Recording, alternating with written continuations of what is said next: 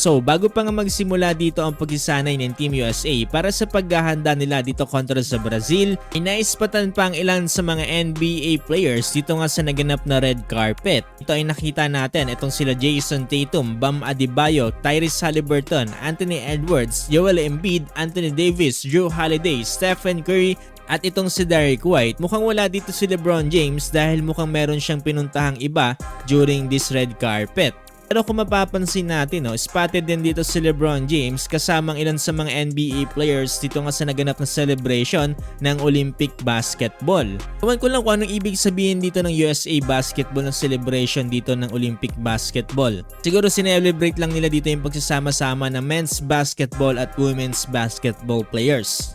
Pero sa kabilang banda mukhang enjoy na enjoy dito si LeBron James kasama ang kanyang asawa.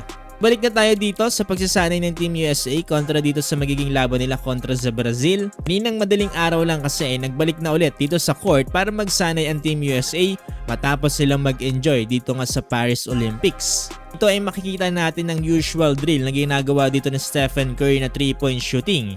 Pero sa pagkakataon na to ay kasama niya naman dito si LeBron James. Imagine, ito nang una't huling beses nating makita magkasama sa drill at si Stephen Curry at LeBron James. Pakasolid din talaga ng drill nila dito dahil si Anthony Davis yung ginagawa nila dito nagko-contest sa mga nagiging tira nila dito.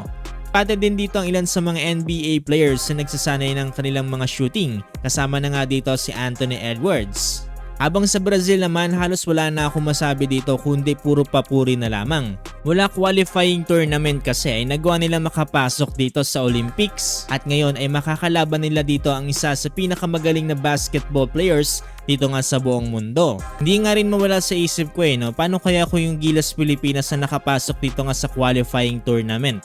At sila yung nanalo dito para makapasok sa Olympics. Siguro hindi rin nawala yung chance na makalaban din natin dito yung Team USA. Sobrang konting-konti na lang yun at pwedeng-pwede na talaga tayo makapasok sa Paris Olympics. Ayun nga medyo kinapos nga lang at hopefully sa mga susunod na liga ay makapasok na ang Pilipinas. So ayan lang guys, medyo puyatan na naman yung laban nito ng Brazil kontra sa Team USA dahil 3:30 AM ito, madaling araw na naman. Kaya magbibigay ka talaga ng effort kung gusto mo mapanood itong magiging laban na to.